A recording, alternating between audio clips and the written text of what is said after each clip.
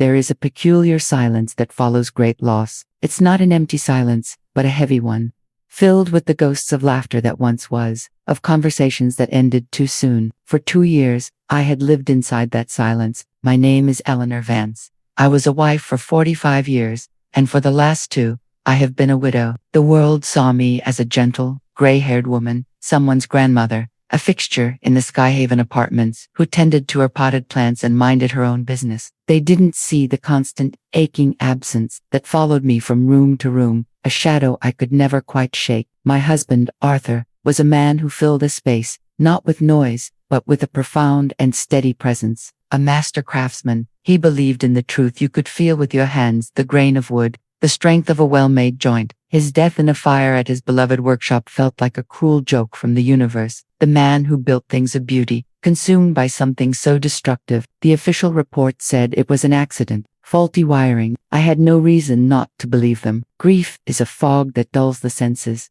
and I was lost in it. My weekly grocery trip was a ritual, a small attempt to maintain a rhythm in a life that had lost its melody. That particular Tuesday, I was thinking about my granddaughter, Lily. She was spending the weekend with me, and I was planning a Sunday pot roast, Arthur's favorite. The elevator in the lobby smelled of lemon-scented polish and, faintly, of the chrysanthemums old Mrs. Gable into B always had delivered. I stepped in, the weight of the bags, a familiar anchor. The doors began to close, and in that split second, a hand shot through the gap, triggering the safety sensor. They slid back open, and he stepped in. Mr. Alistair Finch from 4B.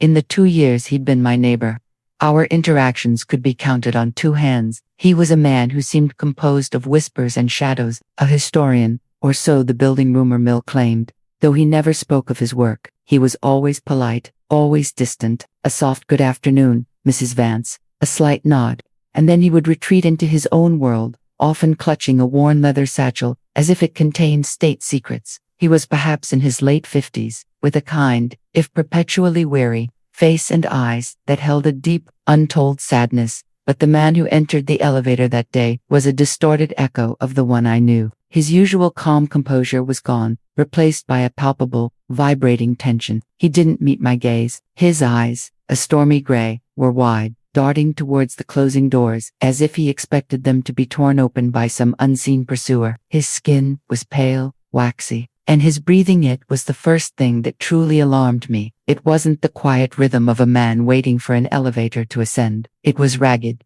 desperate, the harsh, shallow gasps of someone fighting a rising tide of panic. My own breath hitched in sympathy. Mr. Finch, are you quite all right? He gave no indication he had heard me. The elevator gave its familiar little lurch, beginning its climb. As it did, his head turned slightly, and his eyes finally met mine. In that brief, electric connection, I didn't see madness. I saw a clear, crystalline terror, and a warning.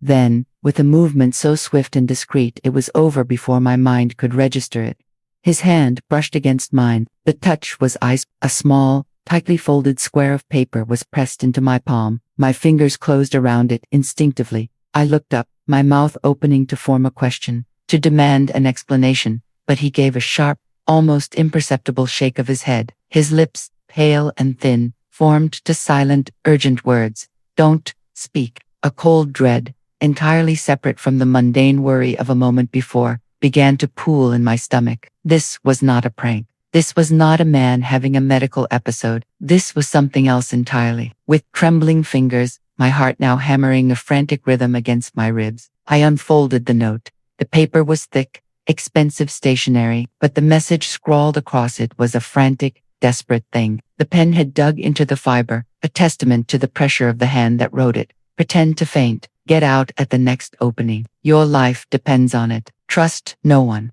The words seemed to swim before my eyes. Your life depends on it. The mundane reality of my grocery bags, the pot roast, my granddaughter, it all vanished, replaced by a surreal, chilling nightmare. I looked from the note to Alistair's face, seeking any sign of absurdity, of a joke. I found none. Only that same, sheer, unadulterated terror. It was a look that bypassed all logic, all reason, and spoke directly to the primal, ancient core of my being. A deep, instinctual part of me, one I hadn't known still existed, screamed that he was telling the truth. Something was coming. Something was already here. I didn't think, I didn't plan, I simply acted. A lifetime of composure, of being the sensible, quiet Eleanor Vance, shattered. I let my knees buckle, a guttural, pathetic moan escaping my lips. I pressed a hand to my forehead, then to my heart. Oh dear God, I slurred, my voice thick with feigned distress. I slumped heavily against the cool,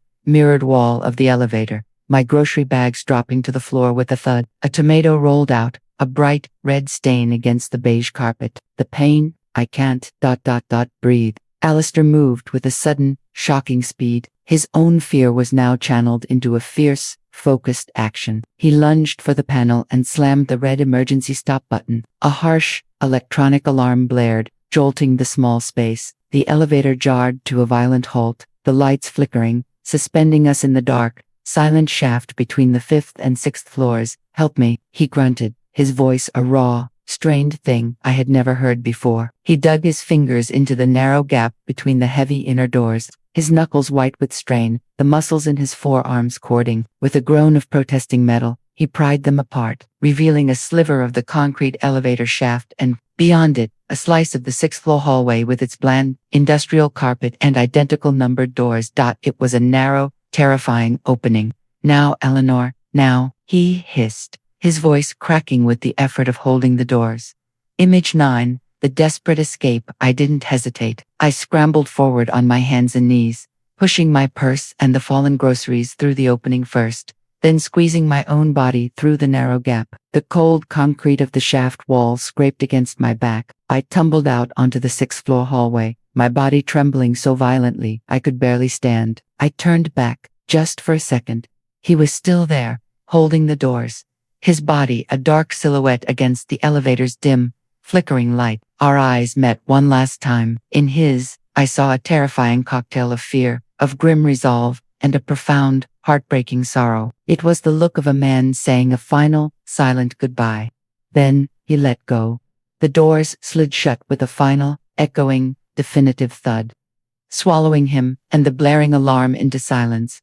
I was alone. The hallway was empty and quiet. The only sound was the ragged saw of my own breathing. I leaned against the wall, my legs refusing to hold me, and slid to the floor. What had I just done? What had just happened? The normality of the hallway, with its potted fake fern and the faint smell of someone's dinner cooking, was a bizarre, dissonant contrast to the surreal horror I had just escaped. The folded note was still clutched, damp with sweat, in my fist. It started minutes later. First, a single siren in the distance, a lone wolf's cry, then another, and another, until a dissonant symphony of panic filled the air outside, growing louder, converging on our building. The familiar sounds of a settled Tuesday evening were shattered. I stumbled to my feet, my body moving on autopilot, and rushed up the single flight of stairs to my own apartment on 7. I fumbled with my keys, my hands shaking so badly I could barely fit them in the lock. Once inside, I went straight to the living room window, my legs like water. Down below, my quiet street had been transformed. Red and blue lights painted the buildings and the faces of the gathering crowd in frantic strobing strokes. 2 police cars, an ambulance, a fire truck. Their doors were open, figures moving with urgent purpose. I heard the commotion start in the hallways of the doors opening and closing, anxious voices raised in question and alarm. What's going on? I heard it was the elevator. Someone said it's stuck. No, I heard there's blood. A lot of blood. The word was a physical punch to my gut, knocking the air from my lungs. Alistair. A firm, authoritative knock on my door made me jump, my heart leaping into my throat. I took a deep, steadying breath, trying to compose my face into one of confused concern, and opened the door. A police officer stood there, a woman with a sharp, intelligent face and eyes that missed very little. Her name tag read Officer Reyes. Mrs. Eleanor Vance. Yes, officer. What's happening? Is everyone all right? I hoped my voice sounded appropriately worried and not guilt-ridden. We need to ask you a few questions. We understand you were in the elevator this evening with the gentleman from 4B, a Mr. Alistair Finch. My throat constricted, feeling like it was lined with sandpaper. The lie I had to tell felt foreign and heavy, a stone in my mouth. Yes, just for a moment, he got off before me. I gestured vaguely towards the lower floors. She nodded, jotting something down on a small notepad. And did he seem unusual to you? Agitated? Did he say anything? I didn't really notice, I said, forcing a slight, confused frown. It was a very short ride. We just exchanged the usual pleasantries. Another lie, piling on top of the first, building a fragile wall between me and the truth. Is he all right? Officer Reyes's professional mask slipped for just a fraction of a second. A flicker of pity, or perhaps grim finality. I'm sorry to inform you, Mrs. Vance, but Mr. Finch was found deceased in the elevator. The world tilted on its axis. Deceased. Such a clean, sterile, bureaucratic word for the violent, messy end of a life. For the extinguishing of the profound fear I had seen in his eyes. He was gone. The man who had saved me was gone. And I knew, with a certainty that chilled my soul to its marrow, that if I had stayed in that elevator, if I had dismissed his note as the ramblings of a madman, I would have been gone with him. Sleep was impossible that night. Every time I closed my eyes, I was back in that metal box. I saw his face. I felt the cold press of the note. I heard the final, echoing thud of the doors. After tossing and turning for hours, I finally gave up, switching on the bedside lamp. The room was bathed in a soft, warm glow that felt like a mockery. I retrieved the note from the pocket of my cardigan. The paper was now soft and creased from my frantic handling. I read the words again, my eyes tracing the desperate scrawl. Your life depends on it. Trust no one. In the lamplight, I saw what I had missed before. On the back of the paper, written in the same frantic hand but with a different, faint blue ink, was a second message. It was shorter, but its implications were even more terrifying. It's about Arthur's fire. They are still watching. Arthur's fire. The two words were a key turning in a lock I hadn't known existed. My husband, my Arthur. His death wasn't an accident. The foundation of my reality for the last 2 years crumbled in an instant. The grief I had carried, the slow, painful process of acceptance, it had all been built on a lie. A deliberate, malicious lie.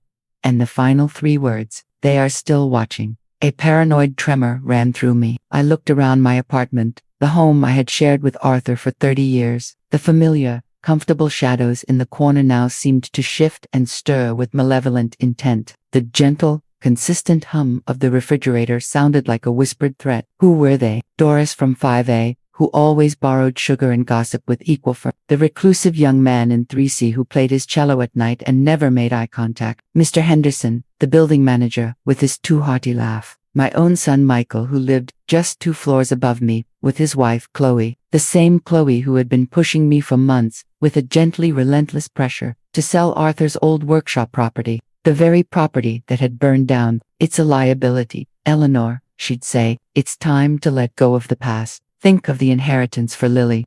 A cold, slithering dread began to uncoil in my stomach. Alistair Finch hadn't just saved my life in that elevator. He had handed me a key to a locked box of horrors I never knew existed. And the box was now open, its dark contents spilling out, poisoning everything I thought I knew. The next morning, the police returned. This time, it was a Detective Miller, a man whose face was a roadmap of long nights and sea. He had a quiet, patient demeanor, but his eyes were like camera lenses, absorbing every detail of my home, my face, my trembling hands.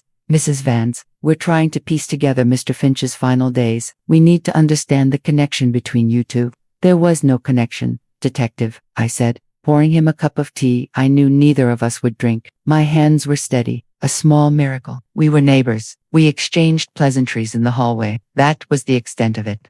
Interesting, he murmured, flipping through a small, worn notebook. He looked up, his gaze direct and penetrating. Because we found your name in his apartment, Eleanor Vance 7B. It was written on a list, a very short list. The other 2 names on that list were crossed out, with a single, heavy, black line. The air left my lungs in a silent whoosh. My name, on a list, in the home of a dead man, with others who were, what crossed out, dealt with, eliminated. The note's warning echoed in my mind. Trust no one. Detective Miller, I said, layering a fragile old lady tremor into my voice. I have no idea why my name would be there. This is all just terribly, terribly frightening.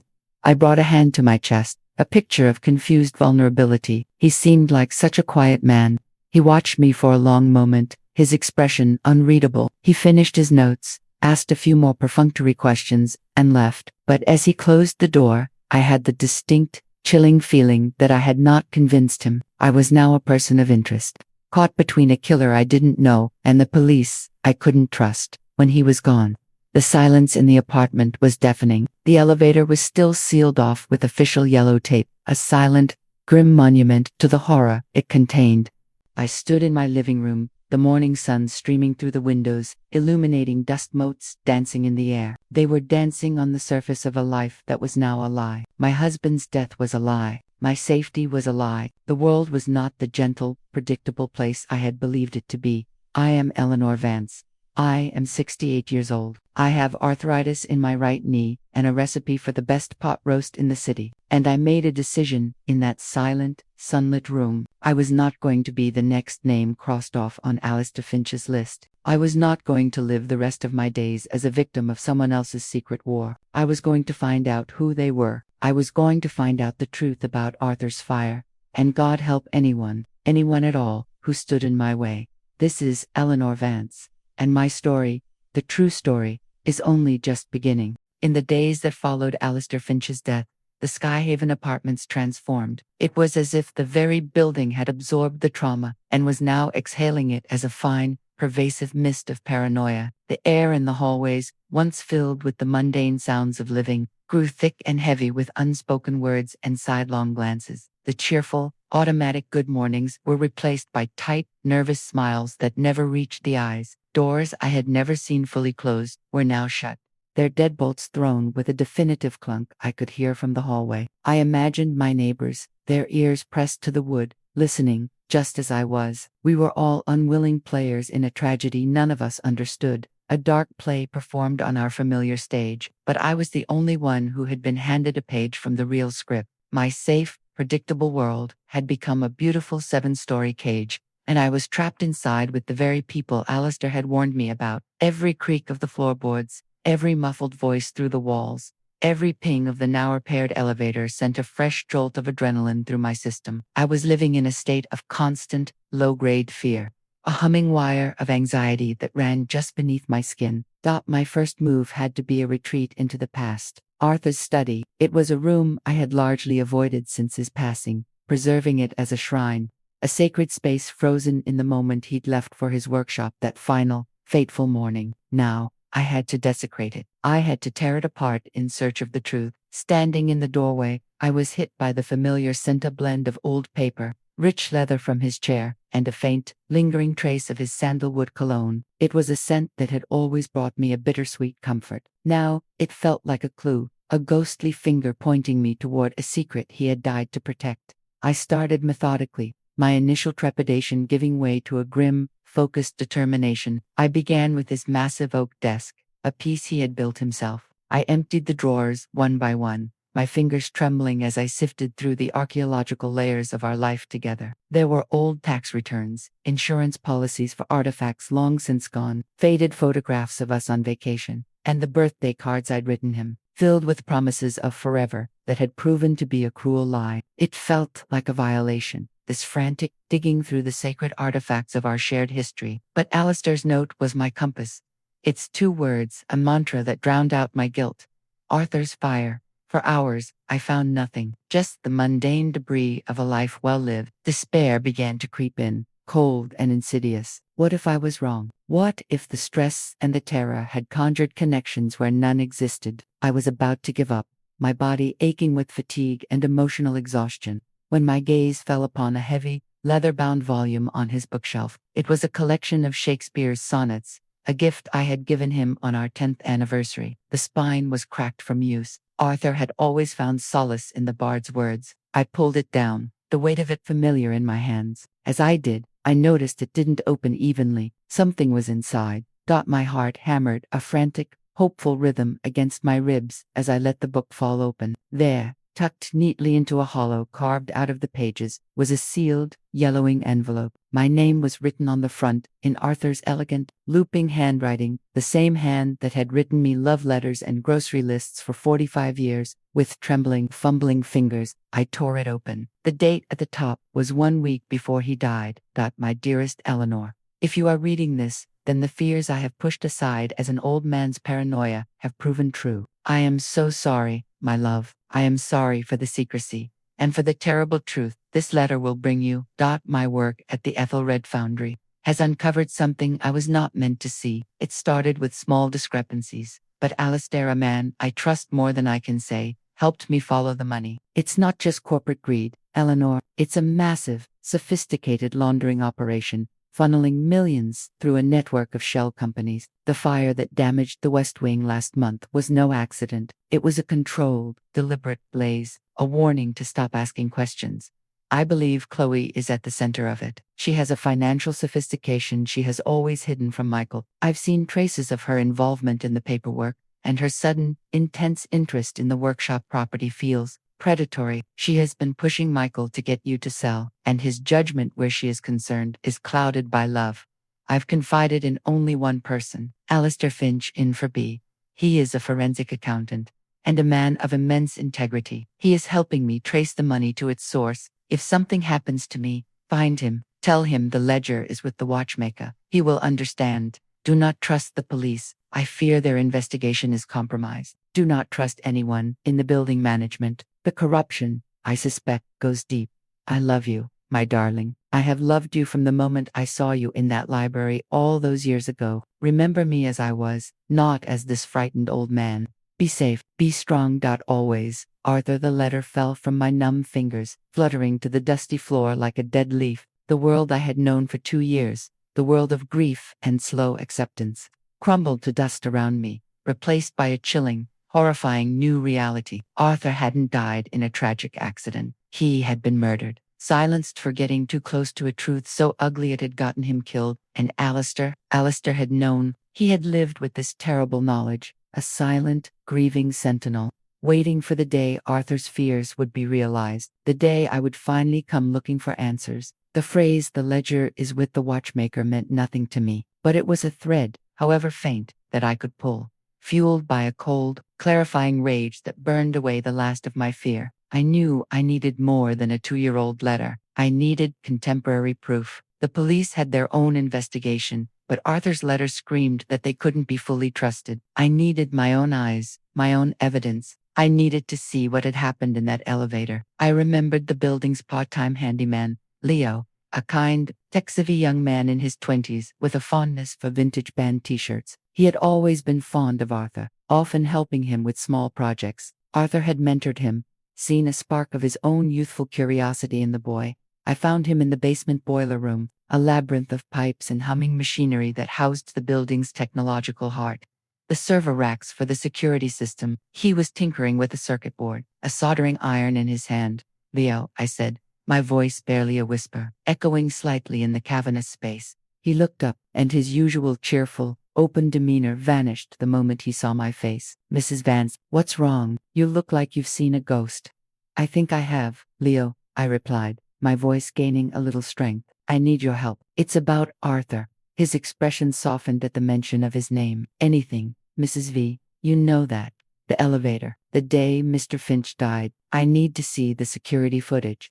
He paled, glancing nervously towards the door. "Mrs. Vance, I can't. That's for the police. It's an active investigation. I could lose my job, or worse." "Leo," I pleaded, stepping closer and pouring every ounce of my fear, my desperation, and my love for Arthur into my voice. "Arthur trusted you. He thought of you as the son he never had. He told me that he's gone because he was looking into something terrible. And I think Mr. Finch died for the same reason. Please, I just need to understand what happened. I need to know who I should be afraid of." The mention of Arthur, of his trust, broke the last of Leo's resistance. His shoulders slumped, and he nodded grimly, closing the heavy door to the boiler room and locking it from the inside. He turned to a bank of monitors, his fingers flying across a keyboard with a practiced ease. The screens flickered to life. "Okay, let's see what we've got," he muttered, pulling up the archived footage from the day of the murder. He navigated to the camera for the 4th-floor hallway. The timestamp showed 6:02 p.m. We watched as Alistair Finch appeared, his body language screaming tension, even in the grainy black and white image. He glanced over his shoulder twice before stepping into the elevator. A moment later, I followed, my arms full of grocery bags, looking utterly ordinary and unaware. The elevator doors closed, and then nothing. The footage glitched, dissolved into a storm of digital static, and resumed at 6:08 p.m., showing the first uniformed police officers arriving on the scene. There's a gap, Leo whispered, his face a mask of troubled confusion. A clean, 5-minute cut. That's not a malfunction. That's a surgical deletion. Who can do that? I asked, though a part of me already dreaded the answer.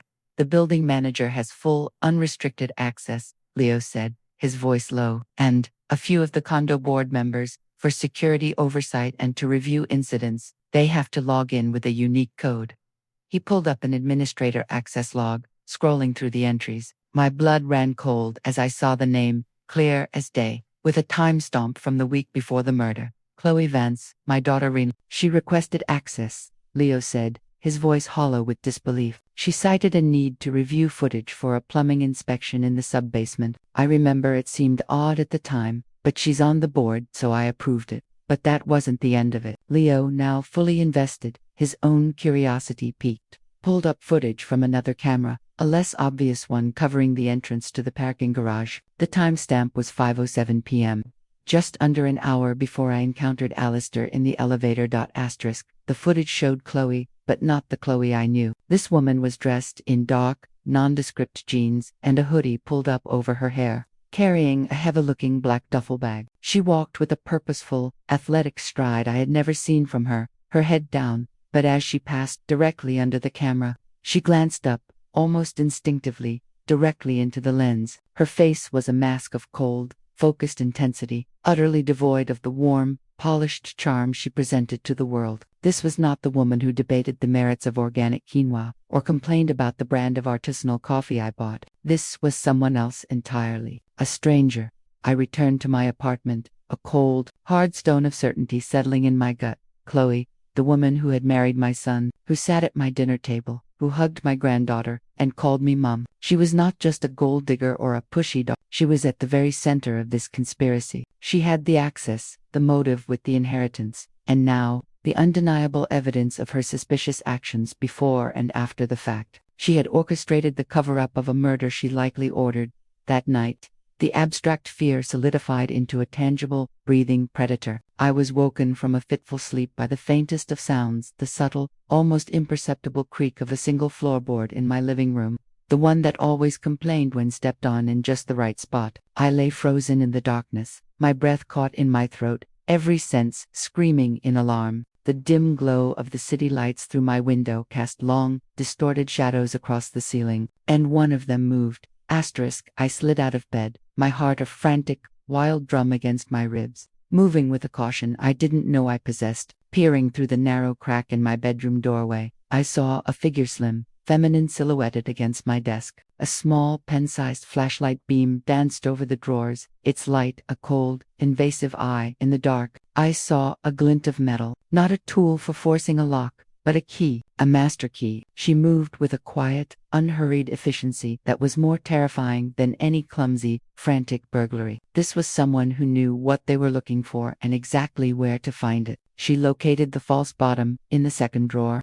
the one I had so cleverly constructed, and retrieved Arthur's letter and the USB drive Leo had given me containing the copied footage. She took it all. Then, as silently as a ghost, she turned and was gone, melting back into the shadows from whence she came. I waited, counting to 100 in my head, my entire body trembling, before I dared to step out into the living room. The room was empty, exactly as I had left it, but she had left a trace.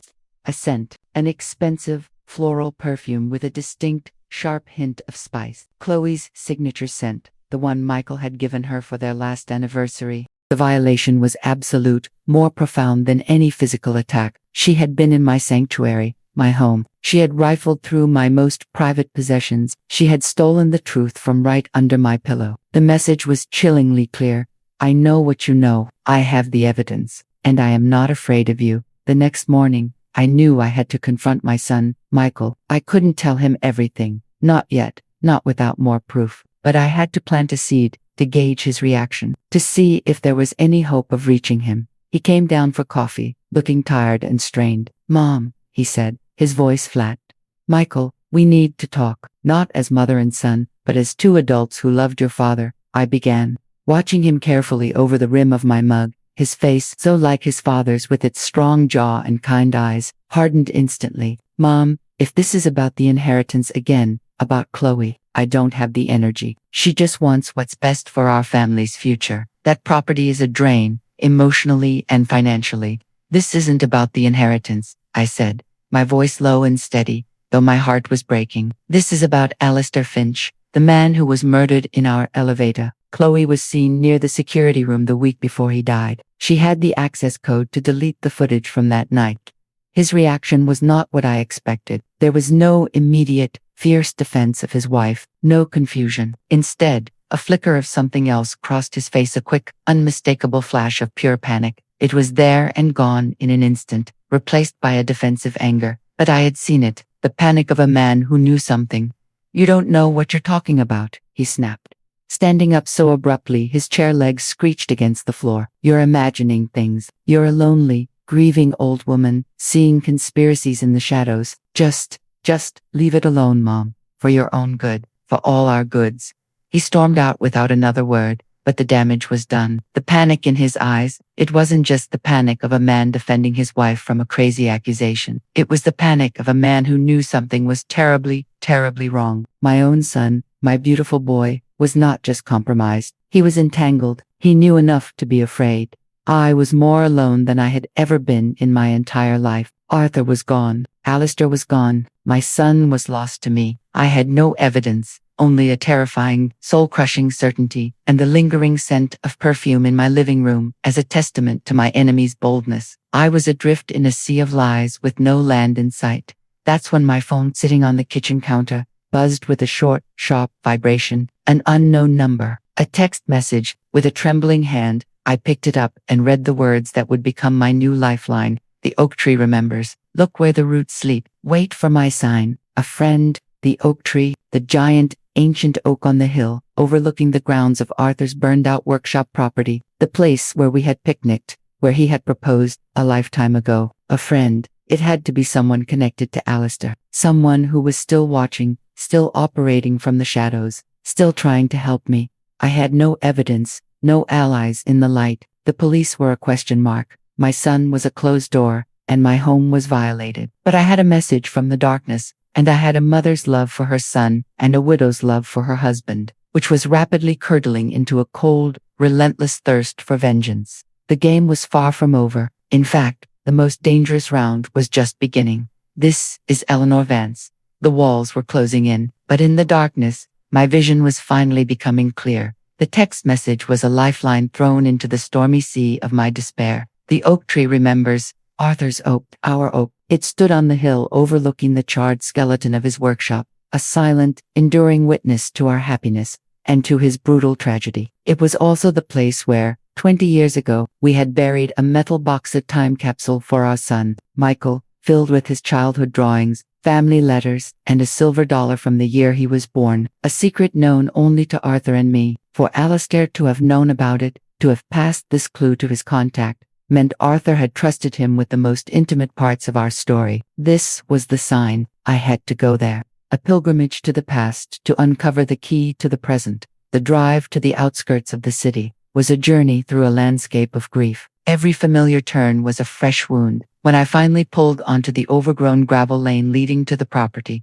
my hands were clenched tight on the steering wheel. The for sale sign Chloe had pushed for so relentlessly was staked into the ground like a vulgar grave marker. And there it was, the workshop, a blackened, skeletal ruin against the gray sky, a monstrous scar on the earth and in my memory. The air still carried the faint, acrid scent of old smoke, a ghost of the fire that had stolen my future. And then there stood the oak. Its massive, gnarled trunk and sprawling branches seemed to hold a deep, ancient patience. It had watched Arthur play as a boy, had shaded our picnics, had been the silent witness to his proposal. And now, it held his final secret, my heart pounding, a frantic rhythm against my ribs. I knelt at its base, where a large, serpentine root broke through the soil. I dug with my bare hands, the damp, rich earth staining my fingers and caking under my nails. The physical labor was a relief, a focus for the turmoil raging inside me. And then, my fingertips scraped against cold, smooth metal. It wasn't our old, rusted box. This one was smaller, sleeker, and made of stainless steel, designed to withstand the elements. It wasn't locked. Inside, wrapped in several layers of waterproof plastic, was a slim, modern digital voice recorder and a single, sealed envelope. My name was written on it in Alistair Finch's precise, now familiar handwriting. With trembling hands, I carried the box back to the safety of my car, the silence of the countryside feeling suddenly oppressive and watchful. I locked the doors and, taking a deep, shuddering breath, I pressed play on the recorder. A voice I hadn't heard in 2 years. A voice I ached for with every fiber of my being, filled the car's interior. It was Arthur. He sounded tired, older than his years, and there was a grim resolve underpinning his words that I had never heard before.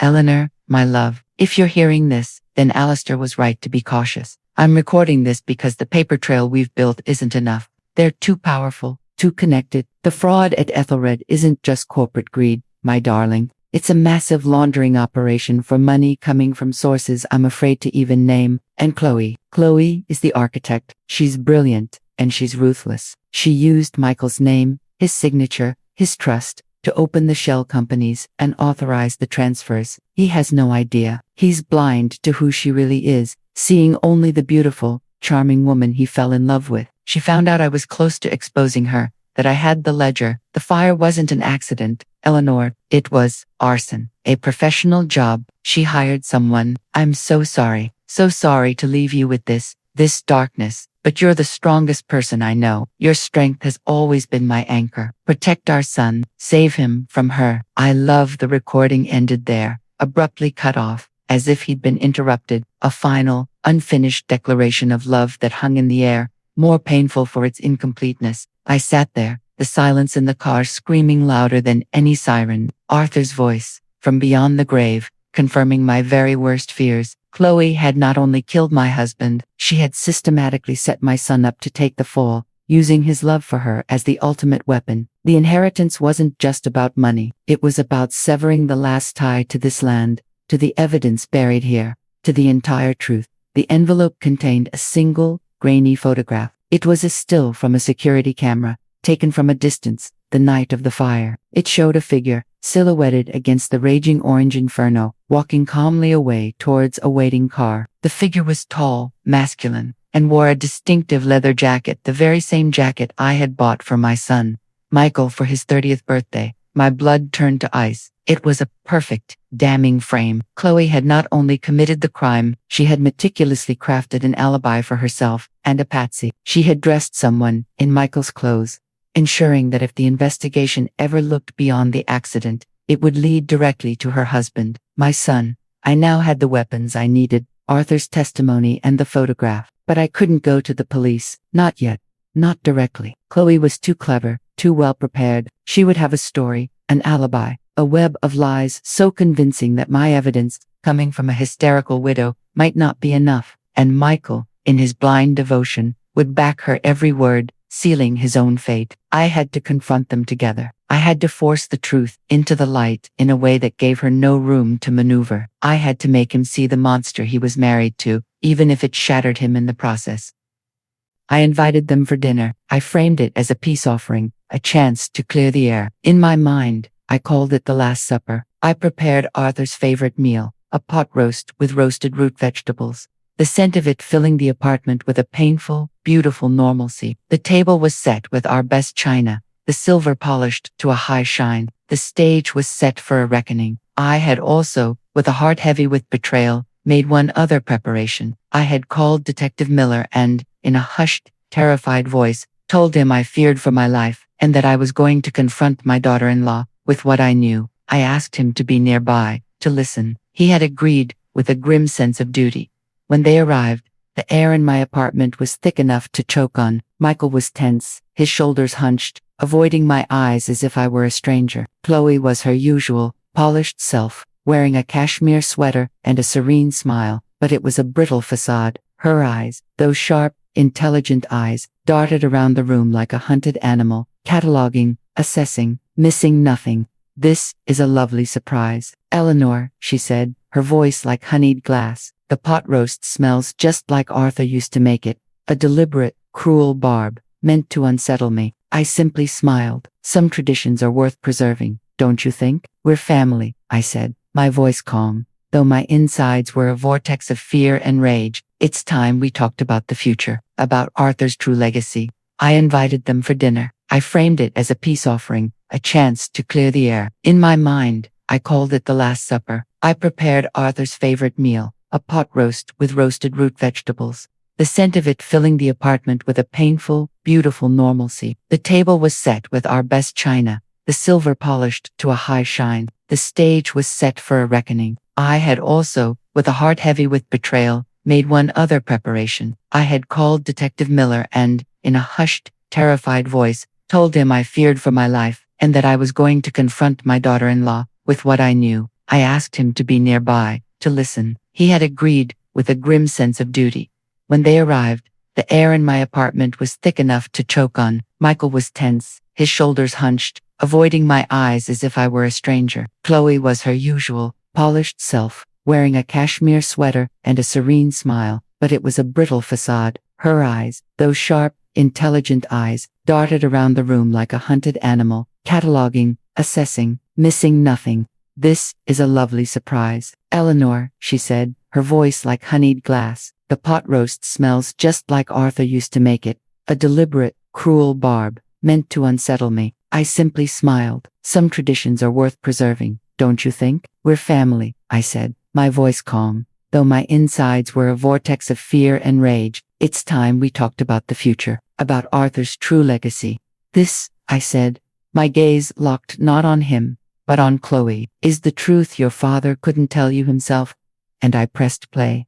Arthur's voice filled the room once more, speaking his final, damning words from beyond the grave. "Chloe is the architect." She used Michael's name. The fire wasn't an accident. As the recording played, I watched the life drain from my son's face. It was a brutal, horrifying unraveling, happening in real time. The initial denial in his eyes, the shock, the dawning, gut-wrenching horror as the pieces clicked into place and he realized the woman he loved, the mother of his child, was a cold-blooded murderer who had killed his father and framed him for it. He looked at Chloe, his eyes begging her to deny it, to explain it away. When the recording ended with that heartbreaking, unfinished "I love," the silence that followed was absolute, a physical weight in the room. Michael turned to Chloe, his body trembling, his voice a raw, broken thing. "Is it true?" The question was barely a whisper, laden with a world of shattered faith. Chloe's mask didn't just slip, it exploded. The cool, calculated composure vanished, replaced by a feral, cornered rage. She stood up so fast, her chair toppled over behind her with a loud crash. "You stupid, sentimental old woman," she spat at me, her voice a venomous hiss, all pretense of civility gone. "You and your pathetic little family and your precious memories, you should have taken the money and faded away quietly. You had to dig, didn't you? You had to pry." "It's true," Michael whispered again, his world collapsing into dust around him. "Of course it's true," she screamed, her face contorted into an ugly mask of fury and contempt.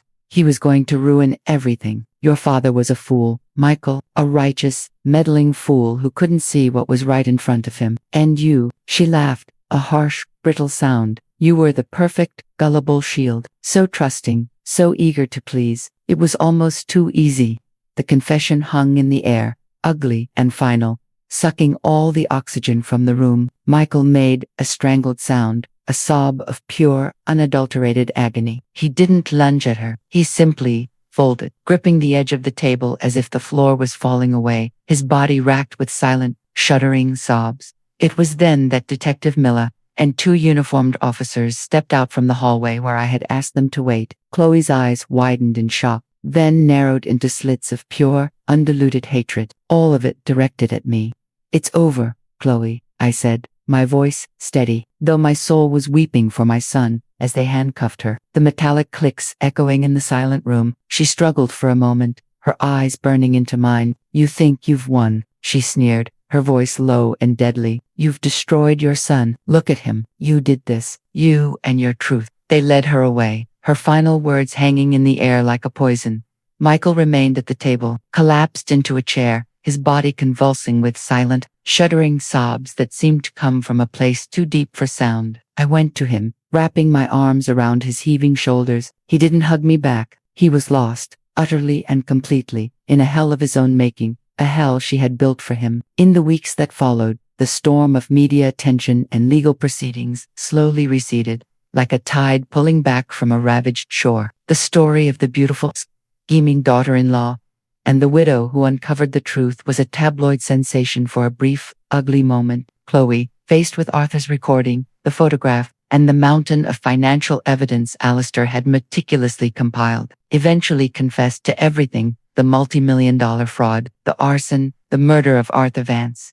She had seen my husband as an obstacle, Alistair Finch as a threat, and me as a loose end to be managed. The district attorney told me it was one of the most coldly calculated cases he had ever seen. The building was quiet again, but the silence was different now. It was a silence of healing, of exhaustion, not of fear. The neighbors who had once looked at me with pity or suspicion now offered small, genuine smiles. The nightmare was over. But the hardest part, the part that no legal victory could ever soothe, was my son. The betrayal had broken something fundamental in him, the very core of his ability to trust. The knowledge that the life he had lived, the love he had felt, had all been a carefully constructed lie, was a burden almost too heavy to bear. He moved out of the apartment he had shared with Chloe, needing space, a vast, empty silence to grapple with the ruins of his life. I gave him that space. It was the hardest thing I have ever had to do. A mother's love isn't always about holding on. Sometimes it's about knowing when to let go, so the person you love can have the room to find their way back to themselves, no matter how long it takes. One afternoon, a few months after the arrest, a young woman with kind, intelligent eyes and a familiar, thoughtful brow came to my door. She clutched a worn leather satchel, much like the one Alistair always carried. "Mrs. Vance," she said, her voice soft and melodic, "I'm Isabel Finch. Alistair was my father." I invited her in, my heart in my throat. She was the ghost of my savior, a living reminder of his sacrifice. She handed me a small journal, its cover soft with age and use. "He wanted you to have this. He spoke of you and Arthur often in his last few months. He said helping you was his last great mission, that saving you was his redemption for not being able to save your husband." In the journal, I read of Alistair's quiet, deep friendship with Arthur, his own gnawing guilt over not being able to prevent the fire, and his solemn, unwavering vow to protect me, to see Arthur's work through to the end. He had been watching over me all that time, my silent guardian, a ghost in the machine of my life. He documented everything: his suspicions of Chloe, his fears of a compromised police force, his secret communications with Arthur. The final entry was dated the day he died. It read, "The net is closing. I fear Evie is in imminent danger. Must make contact. The oak tree. It has to be enough."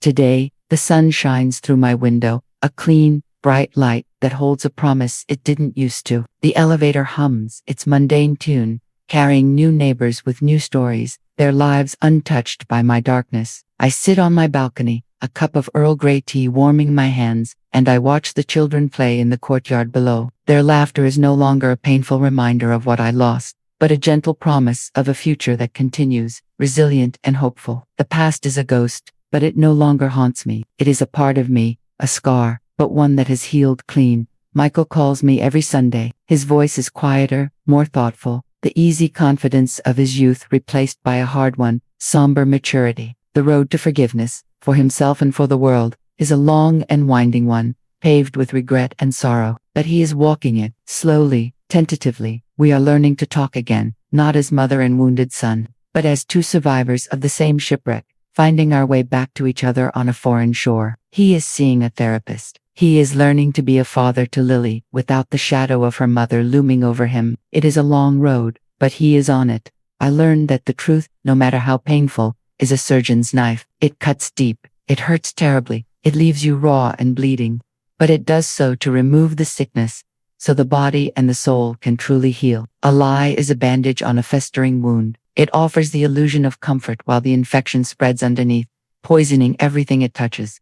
Alistair's whisper in the elevator, his final, desperate act, didn't just save my life. It gave me back my husband's memory. It salvaged my son's future from the abyss, and it returned my own soul to me. It taught me that courage isn't the absence of fear, but the decision that something else is more important than that fear. They say a woman of a certain age has no more fears. That's not true. We simply learn to fear the right things. We fear a life we fear a love unexpressed. We fear leaving the world without having left our mark, without having fought for what was right. I am Eleanor Vance. I faced the darkness in my own home, a darkness wearing a familiar, smiling face, and I brought it, kicking and screaming, into the light, and in doing so, I found that even in the deepest, coldest ashes, a whisper of hope can still be heard, a whisper of love that endures beyond death, a whisper of a peace, hard-won and deeply cherished, that finally, blessedly, feels like my own.